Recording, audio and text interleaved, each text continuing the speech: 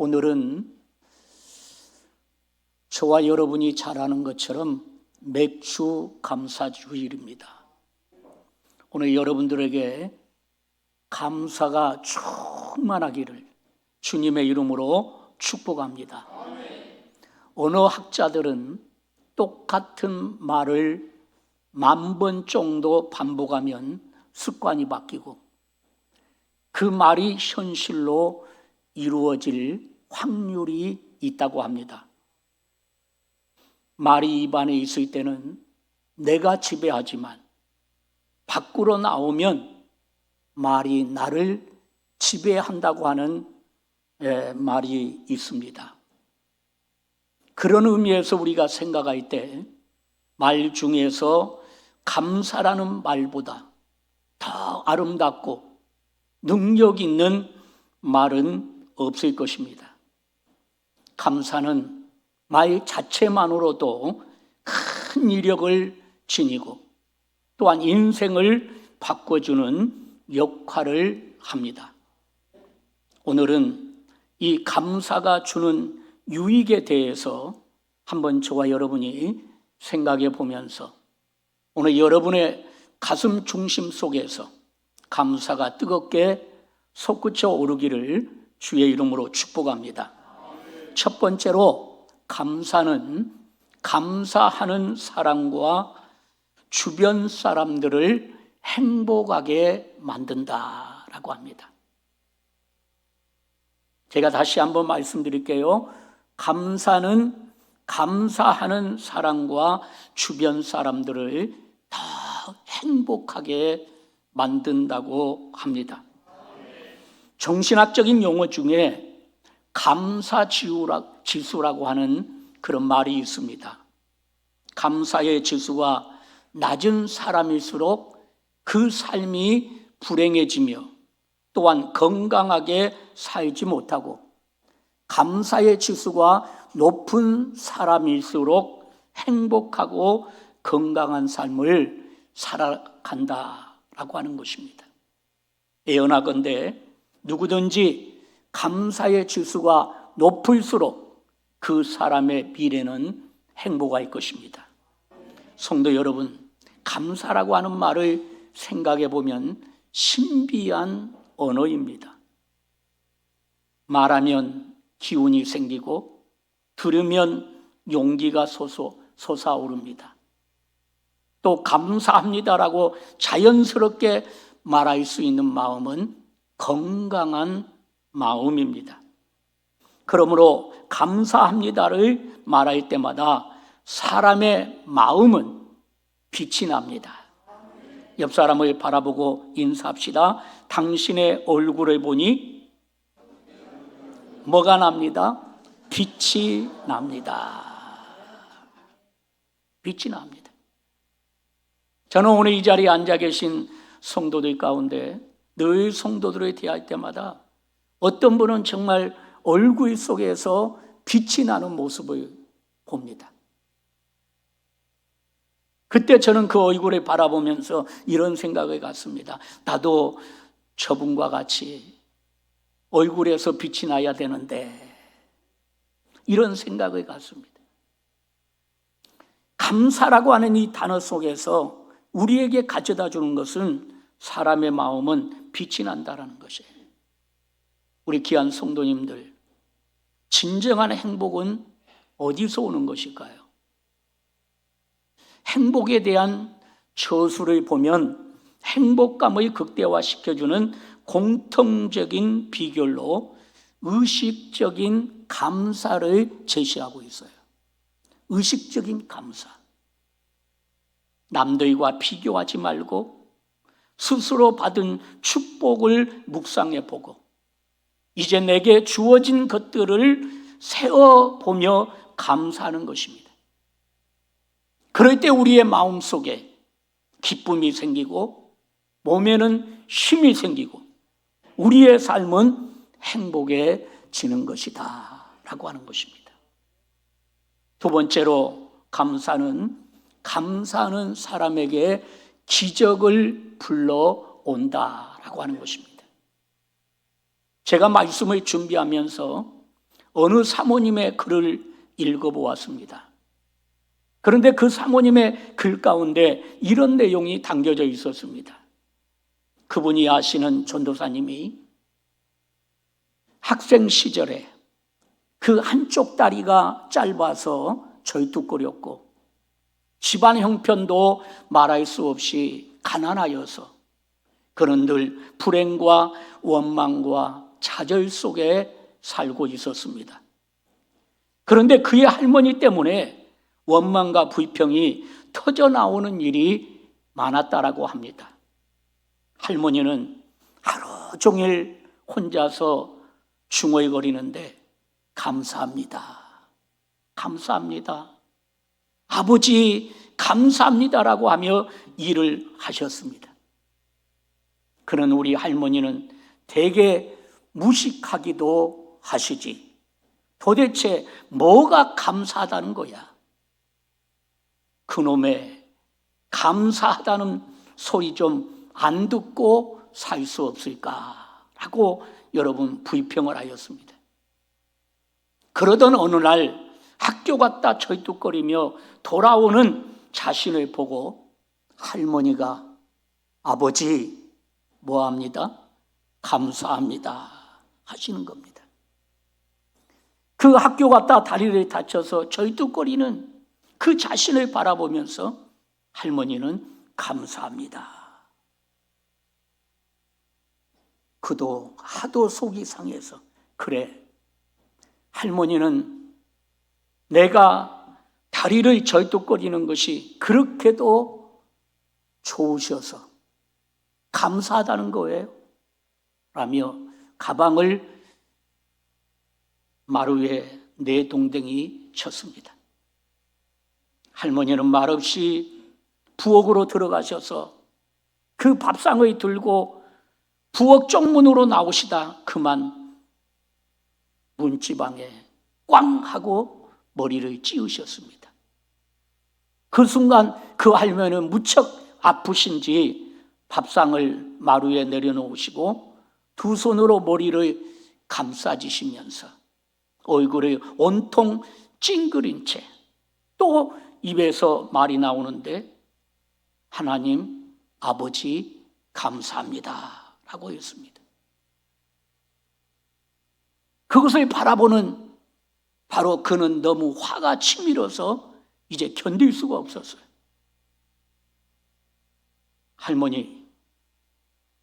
할머니는 진짜 멍텅구리 바보예요. 그 말이겠죠. 머리를 찌우셨는데도 불구하고 하나님 아버지라고 부르면서 감사합니다라고 하는 그 소리를 듣는 할머니는 진짜 멍텅구리 바보예요. 지금 또 뭐가 감사하다는 거예요 하면서 그는 엉엉 울면서 소리를 지르고 대들었습니다. 그때 할머니는 그를 품에 꼭 끌어안고 이렇게 말씀하셨습니다. 얘야, 내가 비록 다리를 저이지만 넌 그래도 걸을 수 있지 않니? 그래서 학교도 다니고 교회도 다니고 내가 가고 싶은 것은 어디든지 다닐 수 있으니 감사하지 않니? 그리고 내 다리가 온전했다면 이 할머니가 지금처럼 시시때때로 너를 위해 간절히 기도할 수 있었겠니? 그러니 내 다리 저는 것도 내게 다 보게 될 것임을 나는 믿는다. 그는 할머니 품에 묻혀서 한없이 흐느껴 웁니다. 이후로 그는 할머니의 감사합니다 라고 하는 소리가 싫지 않았습니다. 더군다나 어느 신앙의 집회에 참석하여 하나님의 은혜로 짧았던 다리가 온전하여졌으며 나가 하나님의 부르심에 확신을 하고 신학을 하여 전도사가 되었다라고 하는 그런 간증의 이야기입니다. 그렇습니다. 참으로 많은 많은 감사거리를 두고 불평과 원망으로 감사를 상실한 채 우리는 살아갈 때가 참 많습니다. 여러분, 감사는 모든 악한 환경과 사탄의 역사를 삼켜버리는 신비한 능력이기에 우리는 언제 어디서나 무슨 일을 하든지 항상 감사하고 범사에 감사해야 될 줄로 믿습니다. 마지막으로 감사는 오늘 본문의 말씀에 보니까 하나님의 명령이요, 또한 시편에 보니까 하나님을 영화롭게 하는 제사라라고 이렇게 말씀을 하고 있습니다. 오늘 본문 18절의 말씀을 우리 같이 한번 읽어보겠습니다. 범사에 감사하라. 이것이 그리스도 예수 안에서 너희를 향하신 하나님의 뜻이니라. 범사에 감사하라. 이것이 그리스도 안에서 너희를 향하신 하나님의 뜻이니라. 여기서 범사에 감사하라고 하는 말은 어떤 말입니까? 한마디로 표현하면, 직역해서 말씀을 드린다면 가리지 말고 감사하라.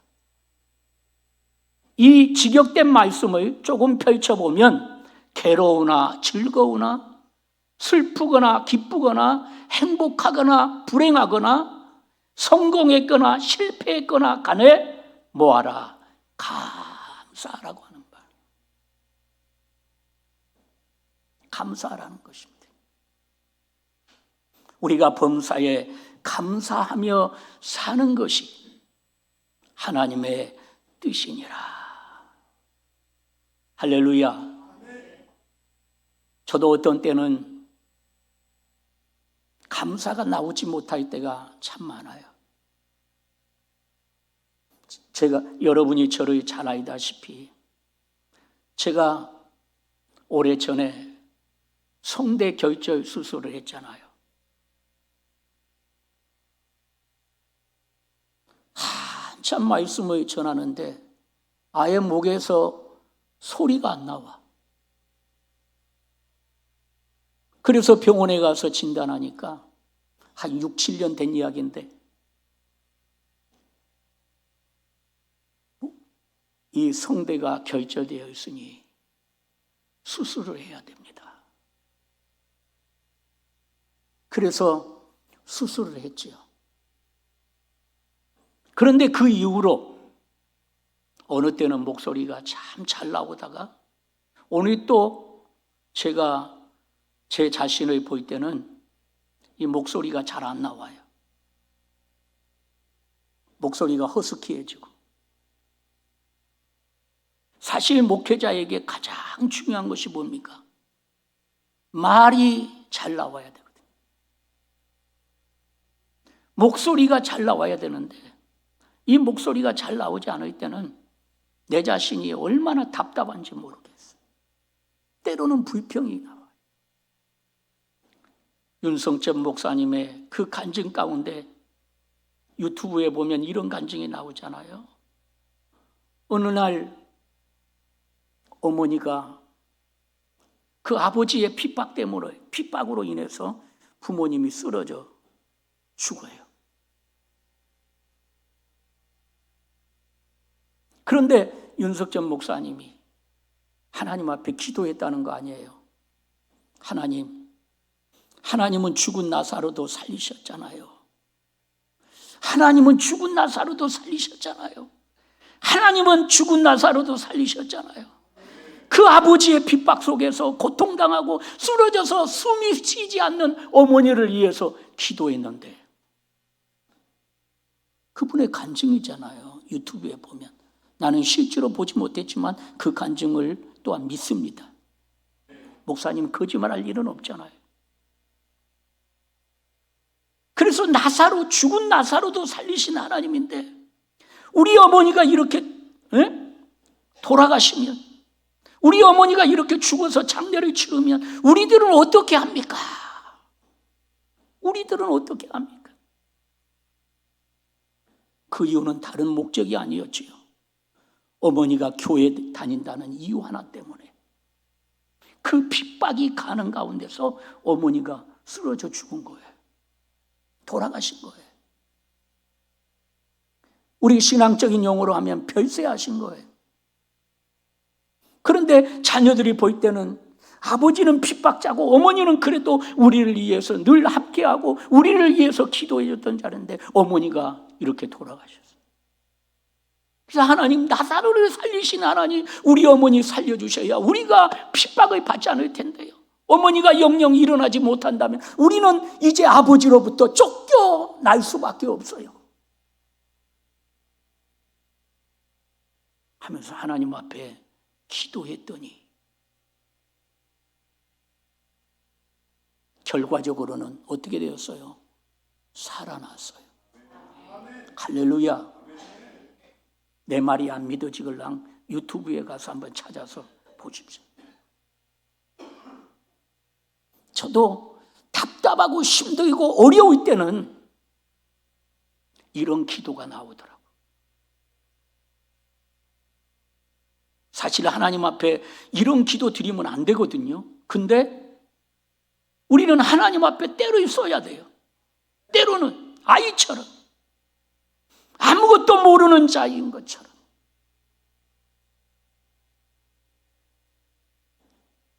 그래서 저는 늘 하나님 앞에 기도할 때마다 다른 것은 다 건강한데 이 목소리가 잘 안 나오니까 목소리 좀 잘 나오게 해주세요. 나사로를 살리신 주님. 그런데 어떤 때는 하나님이 그 기도를 들으셔서 여러분 응답할 때도 있고 기도를 했음에도 불구하고 응답이 없을 때도 있어요. 여러분 착각하지 마세요. 이왕 말한 거니까 한마디만 말하면 기도하면 내가 기도한 대로 다 될 것만을 확신하지 마세요. 하나님의 생각과 내 생각은 달라요. 이해하신가요? 그 정도로 말씀을 드리면서 다시 여러분 본문의 말씀으로 들어간다면 어쨌든 우리는 하나님 아버지 앞에 뭐하며 살자? 감사하며 살자. 감사하는 것이 하나님의 뜻이라고 했어요. 우리가 하나님의 뜻대로 살면 반드시 형통하게 되어 있습니다. 또 시편 50편 23절의 말씀에 보니까 이렇게 말씀해요. 같이 읽어볼까요? 감사로 제사를 드리는 자가 나를 영화롭게 하나니 그 행위를 옳게 하는 자에게 내가 하나님의 구원을 보이리라. 아멘. 감사는 하나님을 영화롭게 하는 최고의 제사라고 했어요. 신약의 개념에서 보면 감사는 하나님을 영화롭게 하는 최고의 예배라고 하는 것이에요. 그래서 우리는 늘 하나님 아버지 앞에 예배할 때마다 하나님 감사합니다. 오늘도 들을 수 있게 해주시고 읽을 수 있게 해주시고 깨닫게 해주시니 감사합니다. 감사 속에서 드려지는 찬양과 경배, 신령과 진정으로 드려지는 그 예배를 우리 하나님이 받으신다라고 하는 것입니다. 우리의 삶이 우리를 힘들게 하고 모든 것이 꼬이고 형편이 어려워도 우리가 감사해야 하는 이유가 있어요. 그 이유를 우리가 몇 가지 살펴본다면 우리가 은혜로 구원받았기 때문에 감사해야 돼요. 구원은 여러분 선물이잖아요. 하나님께서 내게 주신 선물이에요. 구원을 값으로 친다면, 구약의 개념으로 돌아가서 값으로 친다면 우리가 하나님 앞에 내놓을 것이 뭐가 있어요? 그런데 값없이 주신 은혜예요. 값없이 주신 은혜. 그렇기 때문에 저와 여러분이 감사해야 돼요. 두 번째로 감사는 오늘 본문에도 잘 나타났듯이 하나님의 명령이기 때문에 그래요. 하나님의 명령. 이 명령이라고 하는 말은 군대적 용어예요. 반드시 명령은 뭐 해야 돼요? 따라야 돼요. 우리가 감사해야 하는 이유는 구속의 은혜를 받았기 때문이고, 하나님의 뭐예요? 명령이기 때문이고, 또 이 감사는 성경에 보니까 모든 고통과 슬픔을 변화시키는 능력이기 때문에 그렇다라고 하는 것입니다. 독일의 순교 신학자 본헤퍼가 이런 말을 했어요. 그리스도인과 비그리스도인의 구별은 이 세상을 살아가는 데 있어서 즐겁고 감사하며 살아가는가 아닌가 하는 차이뿐이다. 여러분, 이 세상을 살아갈 때 감사하며 살아갑니까? 불평하며 살아갑니까? 그리스도인은 감사하며 살아가야 된다라고. 감사하는 마음에는 하나님이 거하십니다. 그러나 반대로 불평하는 마음에는 마귀가 거합니다. 마귀가. 사탄이 거하는 거예요. 그래서 여러분, 어둠의 사탄이 우리 안에서 떠나가기를 원한다면 어떤 환경을 만나도 주여 감사합니다. 한번 오른손 불끈 봐요. 주여 감사합니다. 주여 감사합니다. 주여 감사합니다. 우리 교회 안에는 질병으로 인해서 어려움을 당하는 성도들이 참 많아요. 어떨 때는 그분들을 찾아 신방을 하면서 그분들의 얼굴 속에서 마음을 읽을 때가 참 많습니다. 어떤 한 사람은 찾아가서 뵈면 천사의 얼굴처럼 보사님 오셨어요.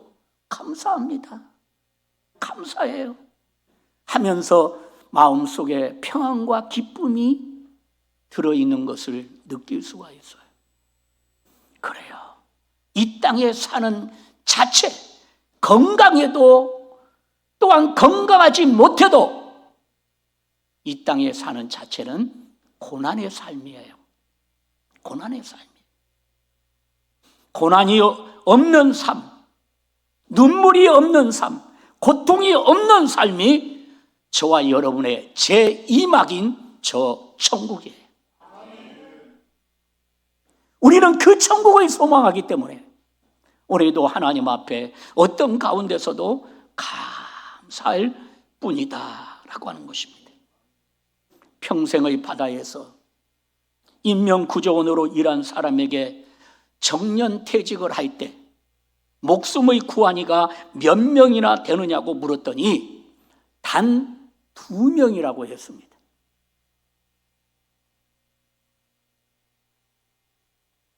(30년) 동안에 단 2명이라니 믿을 수가 없어요. 그렇게 말을 했더니 물론 30년 동안 수많은 사람을 구해 주었지만 그 후에 다시 고맙다고 인사한 사람은 단 2명밖에 없다는 거예요. 지난 주간에 저 여수에 있는 해양경찰청 교육원과 여수경찰서를 다녀왔어요. 제가 총회 경목부장으로 섬기다 보니까 교단에 유일하게 우리 교단만이 경목부가 있어요. 경찰 성교.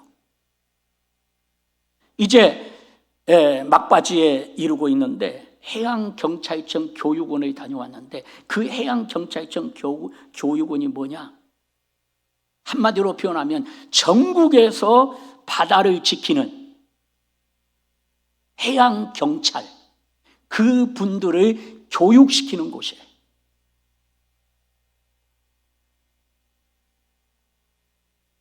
교육시키는 곳인데 그곳에서 많은 교육을 받고 전국적으로 이제 흩어져서 다른 말로 표현하면 발령나서 전국적으로 가서 일을 하는 교육원이에요. 그런데 제가 그곳에 가서 교육원장님, 경찰로 말하자면 경무관이시더라고요. 총경을 지나서 경무관. 우리 아버지, 어머니, 아버지 장인어른도 뭐 하셨다 그랬어요? 경찰관이셨어요. 아버지도 경찰관, 장인어른도 우리는 경찰관이에요. 그래서 우리는 명절 때가 돌아온다든가 부모가 보고 싶으면 한 곳에 다 있어요. 얼마나 좋은지 몰라. 이럴 때는 좀 아멘도 해줬으면 좋겠는데. 그래서 이천 호국원에 아버지도 계시고 장인 장모님도 계시고 어머니도 계시고 다 계시는데, 제가 무슨 말 하려고 하느냐, 감동을 받은 것이 뭐냐면 그분이 인천의 모 교회에 우리 교단의 장로님이셔요. 그런데 그 해양경찰청 교육원에 이제 제주 해양경찰청에 계시다가 발령이 나서 여수 해양경찰청 교육원으로 오셨는데, 그곳에 가보니까 그곳에다가 교회를 지면 좋겠다. 그 해양경찰청 교육원이 70만 평이에요. 엄청 큽니다. 우리 김민기 집사님은 이제 은퇴하셨는데 거기 가보셨는지 모르겠어요.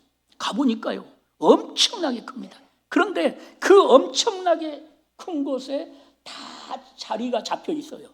그런데 딱 한 곳이 자리가 잡지 않는 곳이 있더라고. 다시 말하면 건물이 들어서지 않는 곳이 있어요. 그런데 이 교육원장님이 때는 이때다 하면서 이제 마지막으로 내년에 은퇴를 앞두고 있는데, 어떻게든지 교회를 치고 한번 은퇴를 했으면 좋겠다.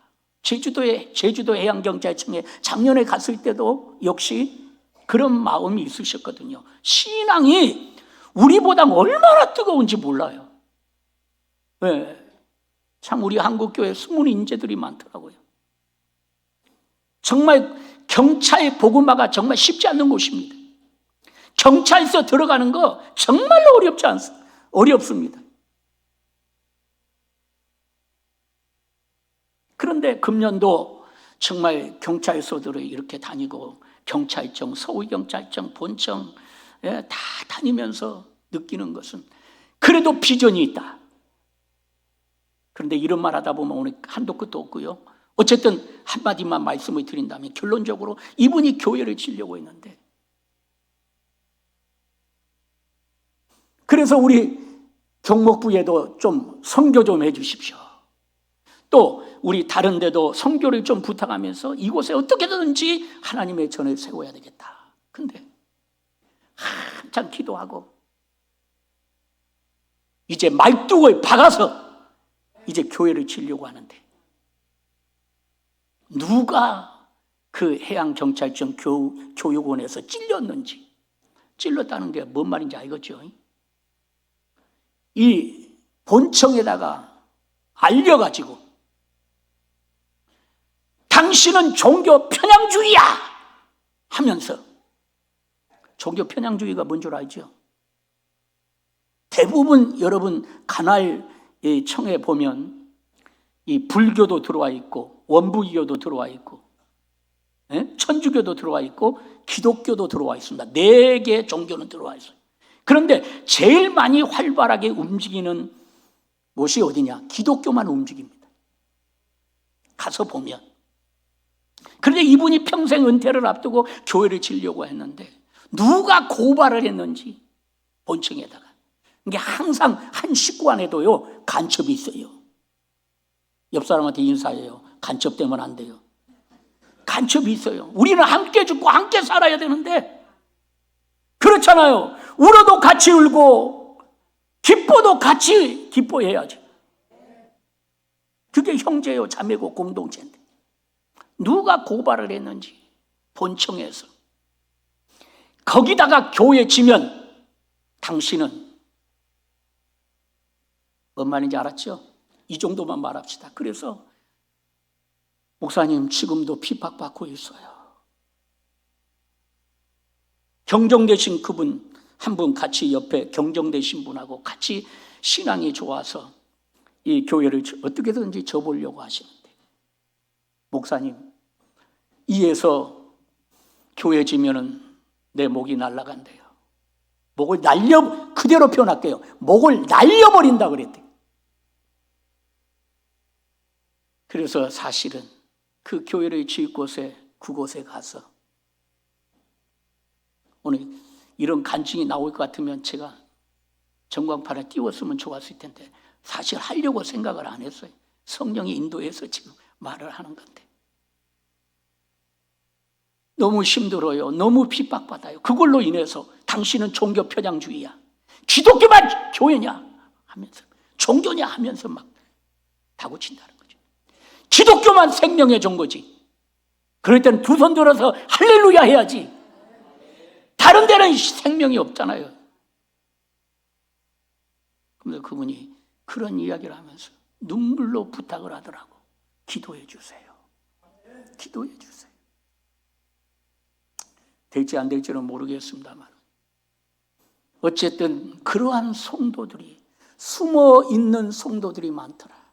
하나님께 감사하면서 신앙생활하는 성도들이 많더라는 거예요.